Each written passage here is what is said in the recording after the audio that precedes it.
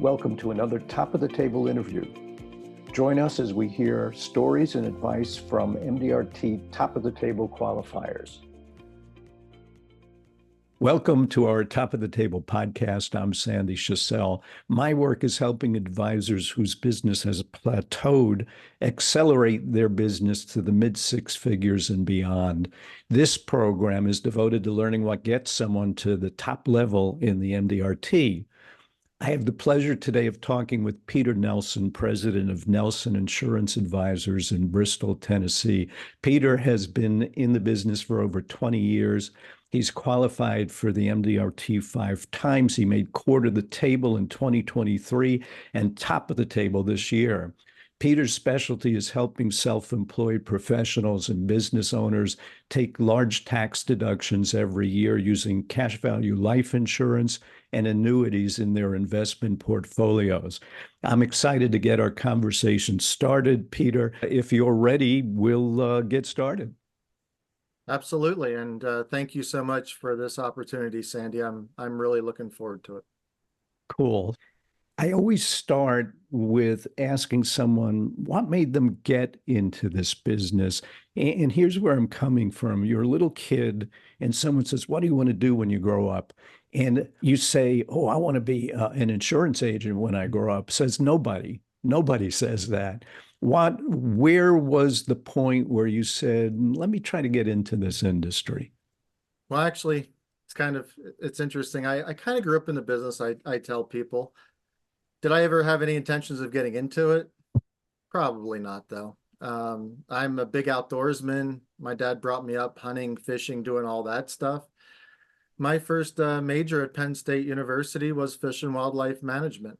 But my mom was a stockbroker for Morgan Stanley, H&R Block Advisors, and they got acquired by Ameriprise. And then my aunt and uncle, who actually still to this day live next door to my parents, my uncle was a financial planner for about 30 years with a company called Waddell & Reed, who recently was acquired by LPL, I believe. Yeah, I've worked. So remember back on Saturday mornings when we kids would watch, used to be cartoons on Saturday mornings, right? Well, my uncle would be up at the house with the Wall Street Journal. My mom would be there, I'll never forget it. And they'd be teaching me how to read the back of a Wall Street Journal. So I always had that ingrained in me. And when I realized that there wasn't a lot of money in fish and wildlife management, I changed my major to business management. So that's kind of the way I got, I would say, started in it. Okay, so you did that, but at some point you said, I'm going to join a company, get licensed. Talk to me about that. Yeah. So I've always been, I guess, a risk taker to a certain degree. So here I was, I think 2.5 years into Penn State. And I'll be really honest with you. I'm not a person, I mean, I could always get by in school, but it just never did it for me. And I ended up chatting with my uncle. And he's like, hey, why don't you go interview at Waddell & Reed? And I did. And I was like, to the chagrin of my family, I was like, what the heck? I'm going to get into the financial services business. Now, this was, by the way, February of 2002, right after the dot-com bubble. Here I was, the same month I turned 21 years old, I got into the business. And I'm trying to tell people what to do with their money after they just, everything blew up, right? Yeah. It was a learning experience. Let's put it that way. Yeah. So one of the questions I like to ask is like, what were you thinking when you started? Did you have a plan like, I want to grow this? Or was it just, I'm 21 years old, I want to make a living? Yeah, I saw my uncle that he did well, and my mom was doing, at the time, I was doing pretty well. And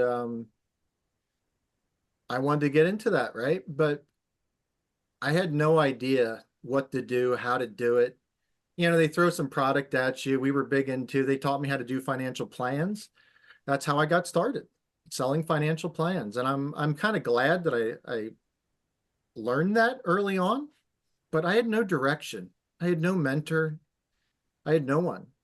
And, we'll probably talk about that more, but there's a reason I tell people I wandered in the desert for this first 16 years in this business.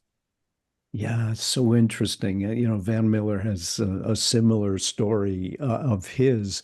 So you're wandering in the desert for 16 years. Exactly like Van Miller, by the way. And Eh, I'll tell that story in a little bit too. Okay, that's great. You're wandering in the desert for 16 years. You're not making much of a living.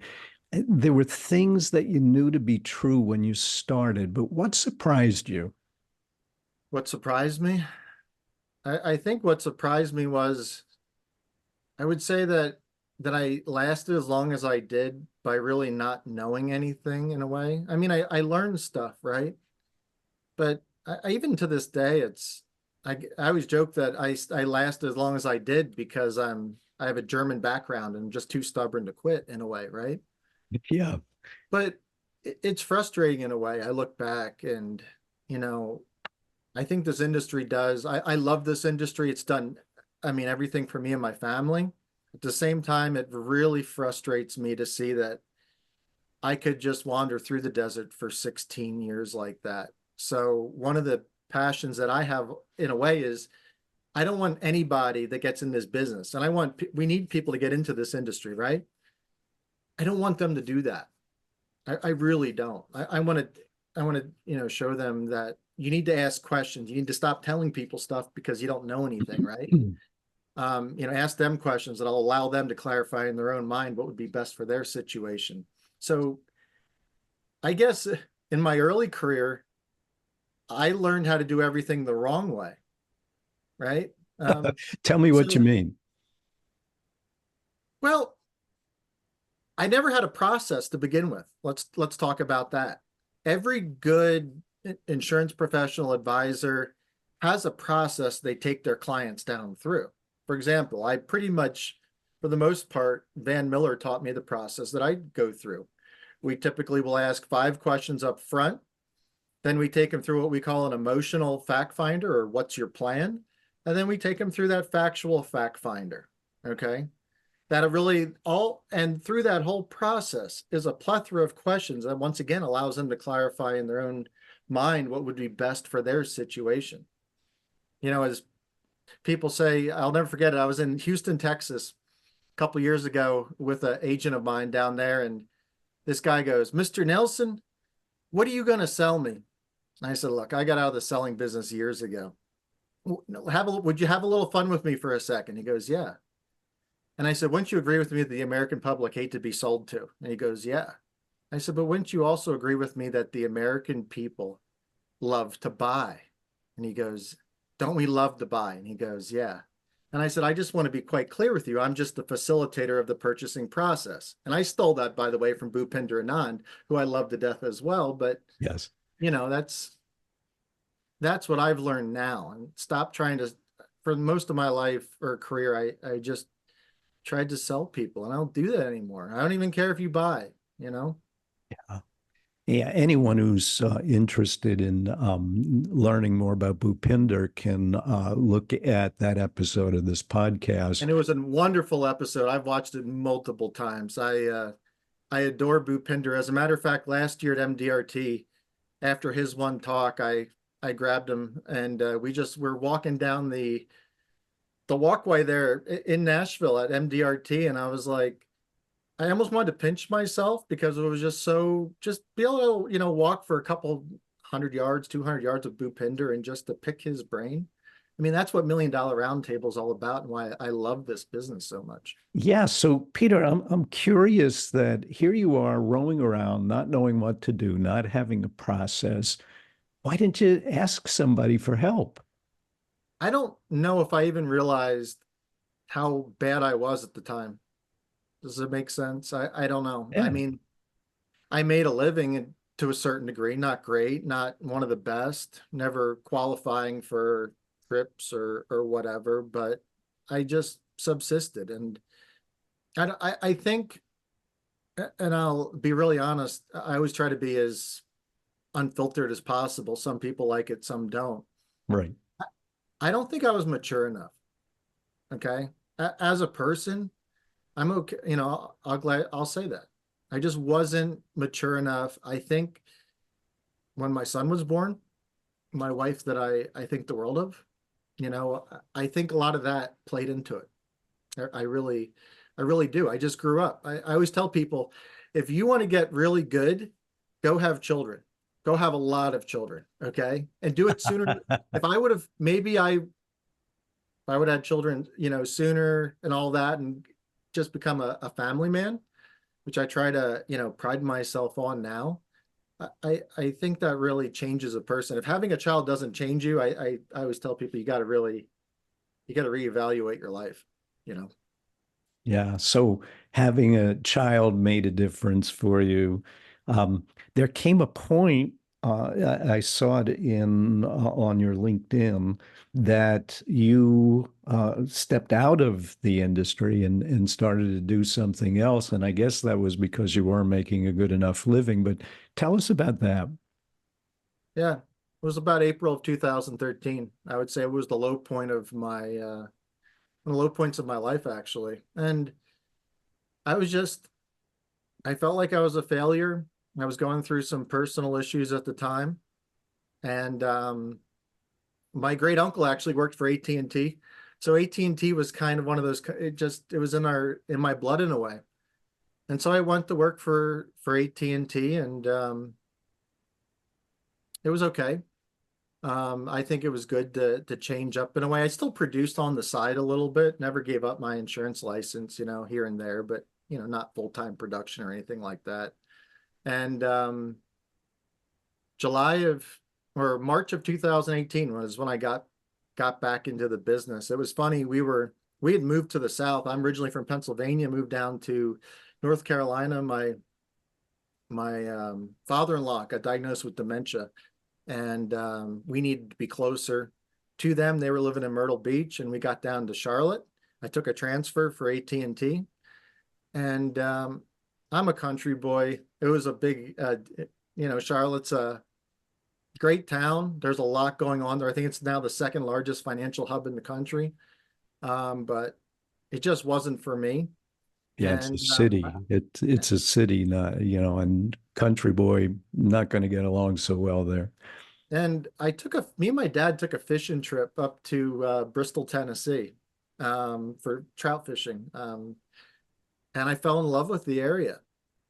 And it's kind of funny. It turns out I heard that the Knights of Columbus, I'm a very devout Catholic. I heard that the Knights of Columbus has territories. And I heard that this territory was available. Little did I know that pretty much nobody wanted this territory, because it was literally the second least Catholic territory in all of North America for the Knights. So like 3% of the population around here is Catholic. But anyways, we ended up moving up to Bristol, and not that long after, I would end up taking over the that territory for the Knights. So that's kind of where this renaissance in my career really started. Yeah, so something shifted for you. You moved to Tennessee, you get involved with the Knights, and the next thing that happens is you start to produce. What was the catalyst for that change? July of 2018 was the catalyst for that change. If so, there was a conference. I believe it's every 2 years the Knights have a conference, and it was in Omaha, Nebraska. And they had three speakers at that event. It was Van Miller, Tom Hegna, and Joe Jordan. Great Um, you team. know, oh my God. And and I didn't have to go. And I think some other people might have, I think the Knights at the time probably had 800 or 900 what they call field agents, and I don't know how many attended that. I'm guessing maybe 200, 300 of them, maybe 400. But after I heard Van Miller speak for an hour, and by the way, while he was speaking, even he said that he was a failure for the first 16 years in his business. And if you do the math, it was July 2018, and I started in February of 2002. I'm doing the math while I'm listening to him talking. I'm like, I actually like, is he talking to me? Yeah. Like, so it was just, I couldn't sleep that night. Kid you not. The first thing I did was sign up for Van Miller's newsletter, which I recommend to any insurance professionals or financial advisors listening to sign up for it. You can go to, vanmueller.com. It's VANMUELLER.com. And I don't get paid anything to do that. I don't know how many people I've sent to his website over the years, but I send I think, clients there too. There's some good information that he produces on a regular basis. yeah. So I signed up that night. I couldn't sleep. And I'll never forget, I reached out to Van. I think it was on LinkedIn, sent him a message. And I was like, Van, I think you just changed my career. Because in 1 hour, and that's all he was given was 1 hour. And I joke with him all the time because me and him have become um, good friends. I still tell him that I think that's his best. And I've heard him talk. I've literally flown to Canada a couple times. I'm like a Van Miller groupie in a way. That was his best talk I think he ever gave. It's just amazing that hour. He changed my career. One hour talk changed my career. Yeah, that's So great. So you start to produce, it starts to work. You see that asking questions is the way to go and not trying to sell and not trying to sell product. And it takes off. And did you think consciously about MDRT, or was it just something as you started to produce, it seemed like something to consider? so the Knights are pretty big on MDRT, and Van is as well. And Van started actually personally mentoring me. He when I reached out to him, he said, "Oh, that's amazing. I want to help," and he started helping me. So that was always the bar. Uh, you know, got to make MDRT. And to me, at the time, 2018, MDRT was like, how is this even possible? Right. And then I ended up qualifying in 2019, ended up finishing 60th out of 900 field agents in the second least Catholic territory in North America for the Knights, right? And people say, well, how'd you do it? And I said, well, it's quite simple. I knew the one place where Catholics were at. And they were like, well, where? At the churches, right? And it reminds me of that book that's behind me, this one here that I love, George Sigurdsson's In Search of Friends. That's kind of the mentality that I kind of built. Me and my family would have breakfast in the morning and I would take off and I would go volunteer at every single fish fry, pancake, breakfast. I was truly in search of friends.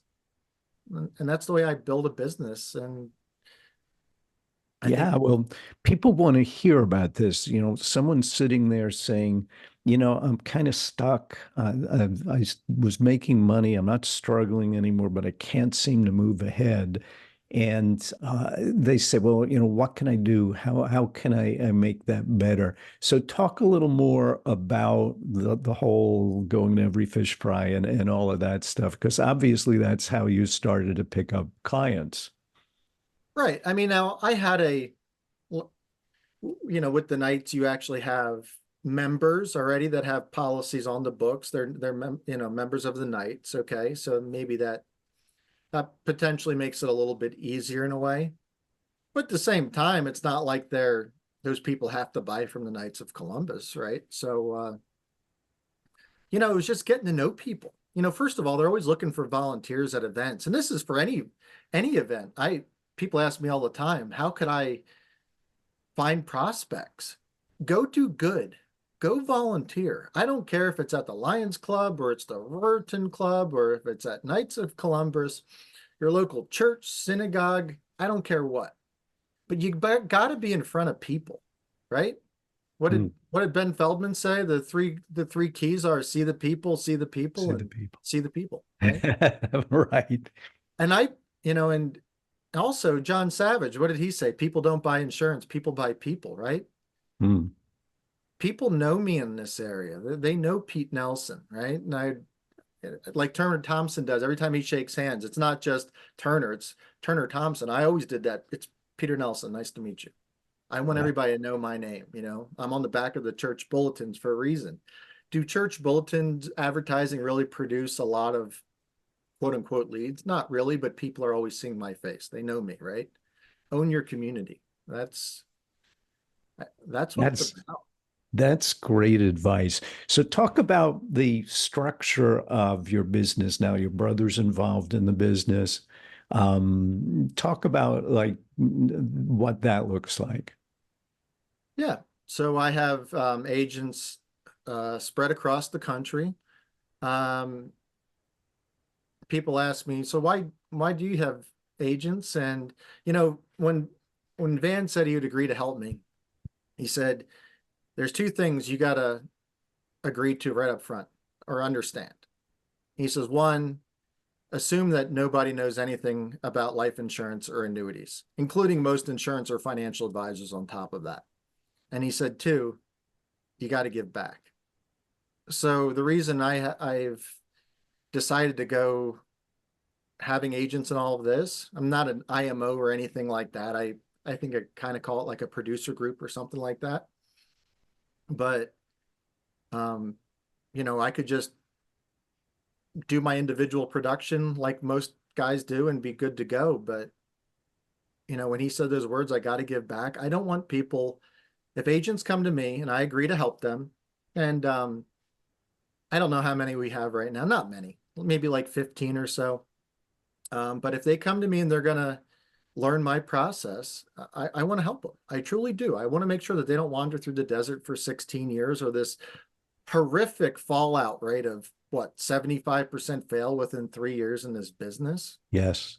That's horrible. And I've always said this, and I'll say it real quick, is I really do believe the insurance industry should have some type of apprenticeship program almost, kind of like where some of the skilled trades do, that you can't just get a license and go out like what I did and do whatever, is that you got to like be mentored or be under an organization and have a 3 to 5 years, and then after that point then you can go out on your own. I don't know, I just something like that I think would be an amazing. I doubt it would ever happen in this business, but I would love to see something like that. Well, some people do that. They get into a captive situation where primarily they're learning so they can go out on their own. And people in their office helps them. So it exists, but you have to know that it's there, and most advisors don't know it's there. Yeah. Yep. So, okay, so you got, at one point you said, I have 10 partner insurance companies, 13 agents, 30 strategies, and 100% success rate. And I love that. That's like, well, okay, that's great. So and it's, go ahead. by the way, that's my brother handles the website, so I should Yeah. probably check to see what he puts on there more often. So at some point while you're doing this, you decided that the best place for you to do your work is with self-employed and professionals and business owners. Talk about how that came about, whether it's actually a niche that you work or whether it's more like, well, I work with everybody, but I can do my best work with these guys. Tell me about that. Yeah, I mean, I like dealing with people, professionals. That I would say is a niche in a way for me. The doctors, dentists. I have a lot of some of my really best clients are doctors, lawyers, accountants, that kind of deal. Engineers. I deal with a fair amount of engineers as well. So I do like dealing with self-employed business owners. We like to deal with pension plans if at all possible, small business pension plans. But I wouldn't say that's, I mean, if I had to say, okay, how did I get to top of the table? We try to focus on that, but at the same time, I would say personal lines actually probably got me there more than on you know, the business side.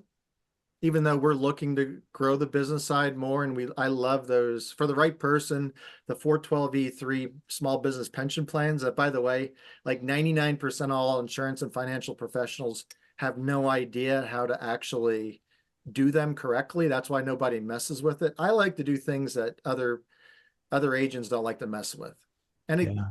it kind of gives me a challenge in a way. It's like, why does nobody want to mess with them, right?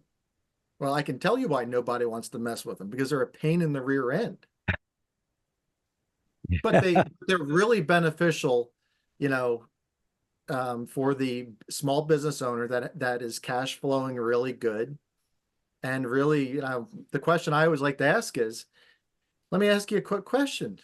If you had the option, would you prefer to keep all your business's money in your pocket, or would you prefer to put it in the pocket of the Internal Revenue Service? If you had a choice, which of those would you prefer? And they always say, come on, Pete, that's a stupid question.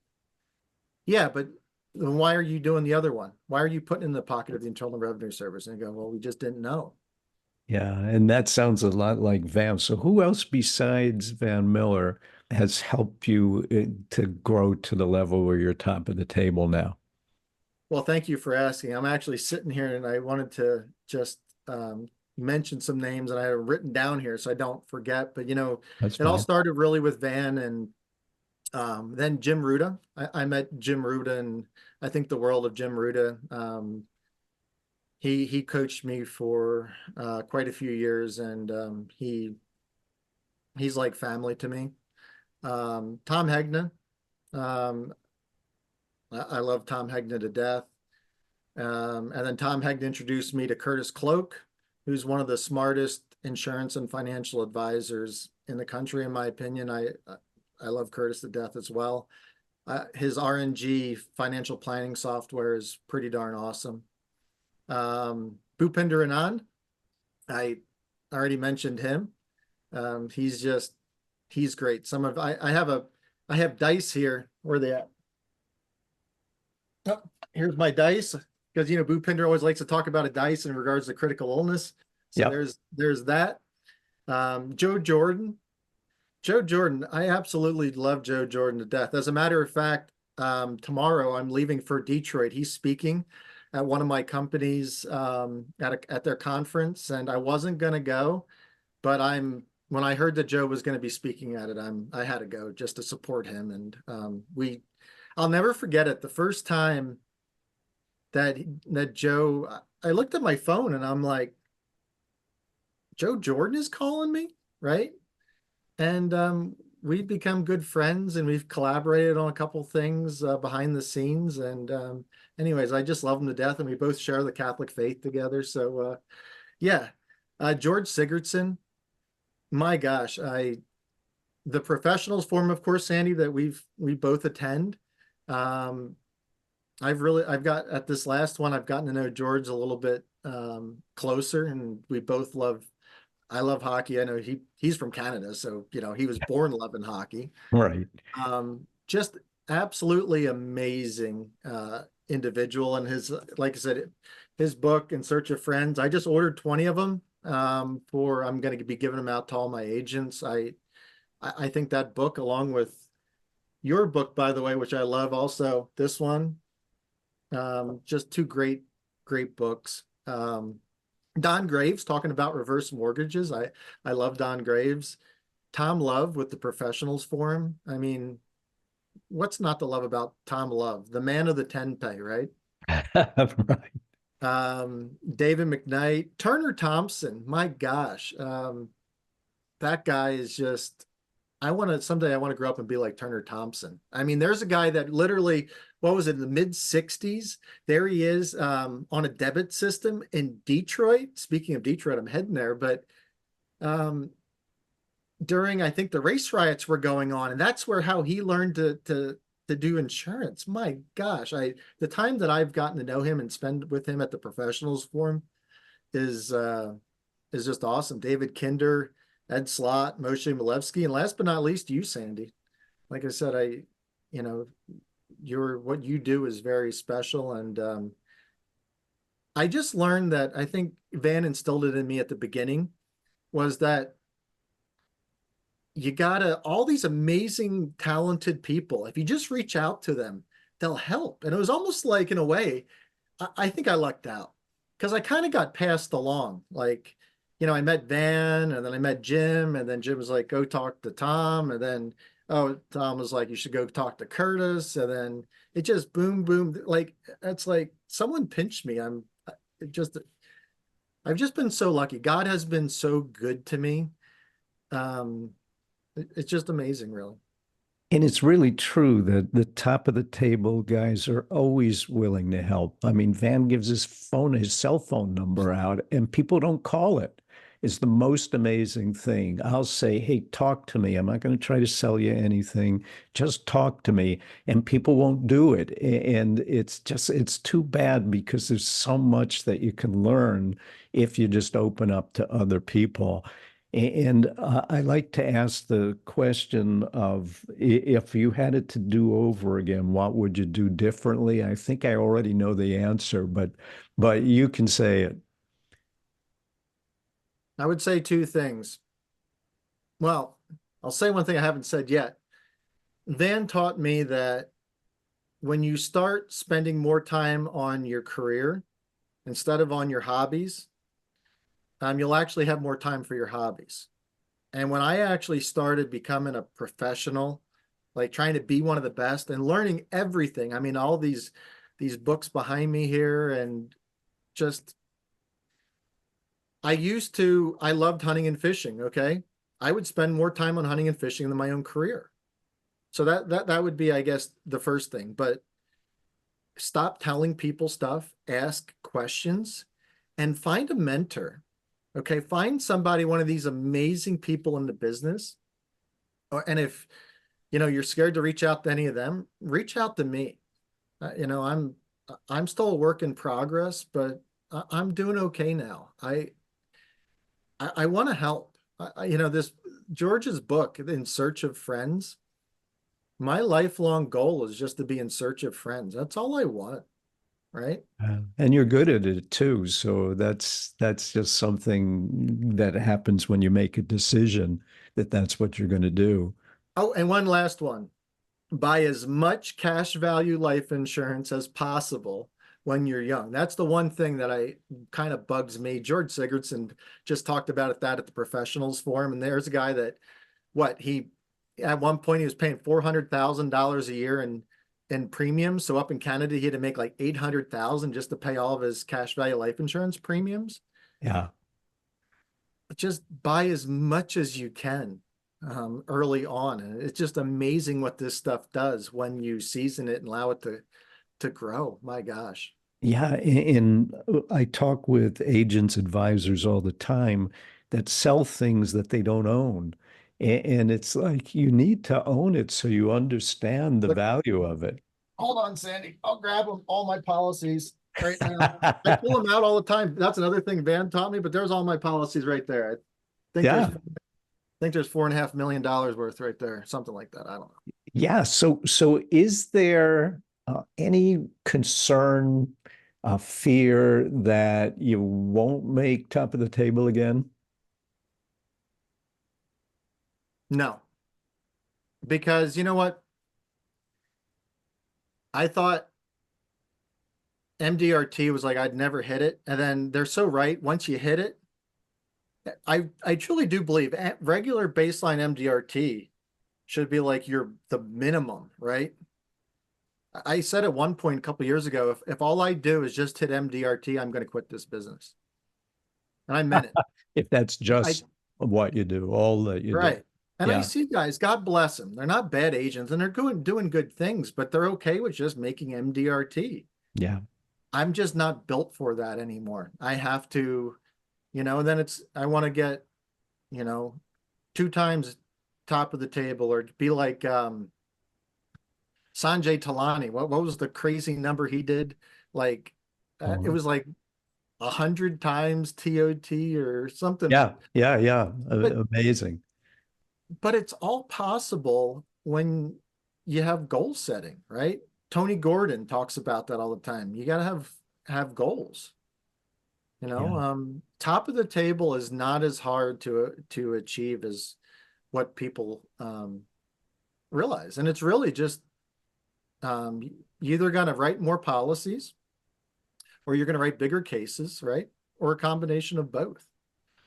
And I think that's for me is I really I don't put up a lot of numbers per se, like when it comes to number of clients.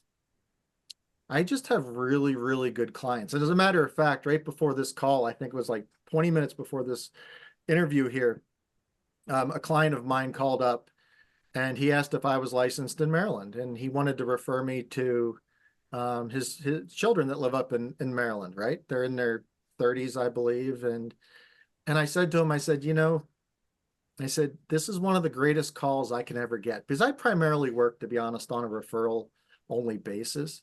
I said, this is what I love. I would rather have just some families that I do all their deal with them exclusively, than just strangers. Once again, I'm in search of friends. So that was like I wanted to mention that because that was so special to me getting phone calls like that from clients. It knows I'm doing something right that they want to, and that happens quite often with me. And that's what I love about this business. I want to be there. I'm 40. Gosh, how old am I right now? 42? Got to Yeah, remember. 43. I think I'm Yeah, 43. But yeah, anyways, I've been in this business now 22 years or so. yeah. I want to be in this business till the day I die, So I'm hoping, God willing, if as long as we're not replaced by robots, I got another 40 years at this, and I am super excited because I'm finally just starting to figure this business out a little bit now, and I love it. I absolutely love what I do. And I think that's another thing agents need to know. People will buy your enthusiasm and buy that you believe in it. Like Yeah. there's some agents that I hear them talking about it and there's no passion, there's no enthusiasm. Who would want to buy it from someone who doesn't believe in this stuff? They can't pull out $4.5 million of this stuff, right? Um, I paid out a claim over $1 million to a widow some years ago. I'll never forget it. I set it up. It was just a $50 a month term policy. And he wasn't going to buy it, but I knew he had a young child at the time. And I pulled out this, this right here. And I just said to him, I was like, look, at the very least, shouldn't you have one of these? And it was $1 million term policy. And that $50 a month term policy a couple of years later ended up paying out over north of $1 million. And what's even wilder is that widow didn't even know the policy existed. Wow. Yeah, that's a great story. And I'll never forget, we're at the funeral and she said it was like he gave me one last hug from the grave. I'll never forget it. I almost want to Wow. cry just thinking about it. But that's what we do. And see, I've paid out quite a few claims. By the way, interestingly enough, the only term policy I've ever written that paid out in 22 years of doing this, they say less than 2% of all term policies pay out, but I am a huge advocate of term. I write it all. Whole life, IUL, term. I absolutely can't stand this whole life and IUL battle we see in this business. I think it's a bunch of BS, by the way. Um, but that one term policy, that's why you write lots of term. And Tom Hegna says, he recommends selling in units of $1 million. The stuff is cheap. You're supposed to buy a lot of it. Okay. And I own a Yeah. pile of it. 10, I love to actually ladder term, 10, 15, 20, 30-year term. So yeah. Yeah, I love that. And it's all such great advice. So I think we've covered so many things. Is there something that you want to bring up? Or let me just ask you this question. You've given a lot of advice. Is there anything else you would tell someone, let's say, who just made it to MDRT and doesn't know what the next step is for him? Yeah. I think it's a great question. I would say, first of all, do you feel that your process, apparently you have some type of process to get you to MDRT level? Are you, if the process is good, don't mess with it. At that point, you either have to, find a lot more clients or you just got to do bigger cases. I mean, that's really it, right? It's that simple. And do you have a mentor, right? I mean, because if you don't get one, if you made it already to MDRT, having a mentor or get a great get a sales coach, get a Sandy Schussel or get a Jim Ruda or someone like that, that can really maybe, put you over the top. Um, that's what I would recommend because, the amazing athletic players out there, right? Many of them will tell you that they couldn't get there without their coaches, their trainers. I mean, look at Mike Tyson. he was the best boxer in the world until his trainer died, right? And he went downhill from there. Yeah. So So interesting. And I appreciate that you're pointing that out. One more question came to mind that I'm just curious about. I love that, if term's appropriate, I do term. If whole life's appropriate, cash value is appropriate, I do that. Um, Sometimes it's a portfolio, I can stack them, I can give them a portfolio that covers each. But I do know you favor fraternal insurance companies as opposed to the others. And just a question about that, like, what do you see? What makes them more appealing to you? yeah, well, thank you so much for asking that. I probably wouldn't have done this interview justice if I wouldn't have chatted about that. I do, I've called myself so self-proclaimed America's #1 fraternal insurance agent. Uh-huh. But it's Joe Jordan, I believe, that said the fraternal insurance companies were now today's version of the mutual companies.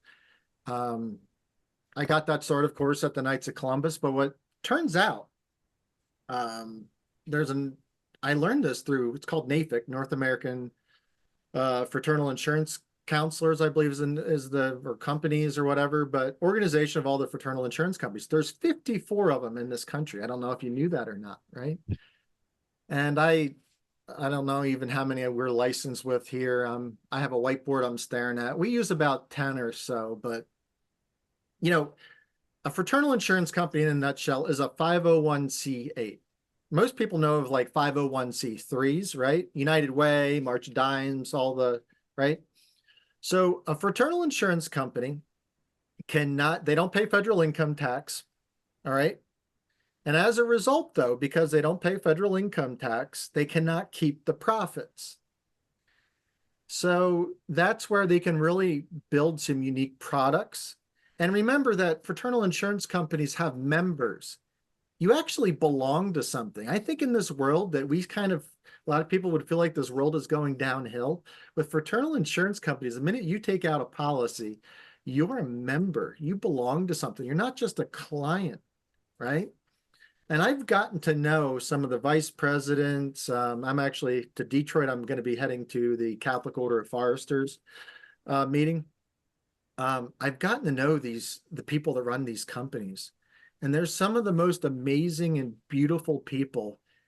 You know, the legacy and the history behind it. I mean, whether it be the Catholic Order of Foresters that was started up in the basement of a parish in Chicago, or you have GBU Life out of Pittsburgh. That's a secular fraternal. That was a combination of a merger of a bunch of fraternals.